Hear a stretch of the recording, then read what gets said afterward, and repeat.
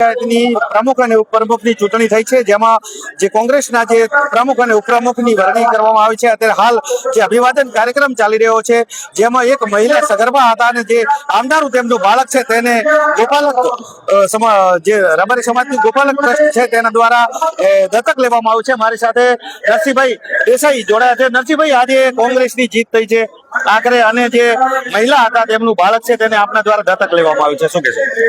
હા, હું તો હંમેશા કહું છું, માનવ ધર્મને માનું છું. બેને લોકશાહી બચાવવા માટે પ્રસ્તુતિ પીડા બહુ સહન કરી, ત્યારે અમે દિશાદત્ત ગોપાલ સેના રબારી સમાજ અને કોંગ્રેસના કાર્યકર્તા મિત્રોએ નક્કી કર્યું કે જો જીવને મળ્યું છે કે સારું કામ કરવાનું હોય છે, તો ખરેખર બેનના ધન્યવાદ માટે અને દિશાથી અમે ધૂંડ પર લઈને આવવાના છે કોંગ્રેસના કાર્યકર્તા મિત્રો.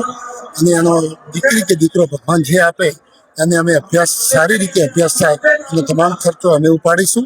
અને એટલે આજે અમને સંતોષ તો છે દિયોદરથી કે બેનનો દીકરી કે દીકરાનો અમને સેવાનો લાભ મળશે. એટલે અમે અહોભાગ્ય વધેલા છે.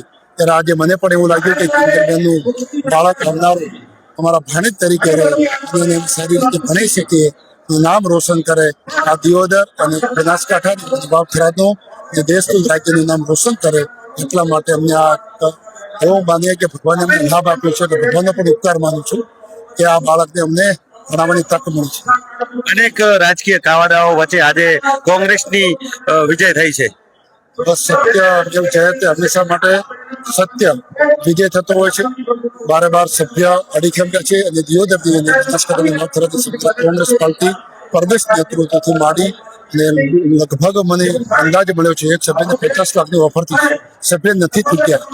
એમને ખરેખર ધન્યવાદ છે. લોકશાહી બચાવવા માટે દરેક નાગરિકને વિનંતી કરું છું કે આપણે પોતાનો મતાધિકારનો ઉપયોગ કરવો પડશે ને લોકશાહીમાં વેચાવું એ ખરેખર બહુ મોટું પાપ છે. દિયોદરે સાબિત કર્યું છે કે ખરેખર લોકશાહી આવી હોવી જોઈએ ને આવનારા 2027માં આવી જ રીતે લોકશાહી મજબૂત બની સારી રીતે લોકોની સેવા થાય એ જ અભિરતતા સાથે આજે আমি શુભકામના પાઠવું છું અને દિયોદરનો સારી રીતે વિકાસ થાય, દરેક સમાજની પ્રજા એક રહે એ તમને વિનંતી કરું. આ હતા નરસિંહભાઈ દેસાઈ, જેઓ જે બનાસકાંઠાના જિલ્લા પંચાયતના સદસ્ય તરીકે જીત મેળવી છે. અને જે સદસ્ય મહિલા સદસ્ય તેમનું આવનારું જે દીકરી કે દીકરો હોય તે બાળકને દત્તક લીધું છે. અને તે ઉપરાંત પણ જે મહિલા છે તેમના બાળકને ભાણેજ તરીકે ઢૂંઢ લઈને આવવાની પણ ગોપાલક મંડળી દ્વારા જાહેરાત કરવામાં આવી છે. જગદીશ પટિયાર, બનાસ અપડેટ.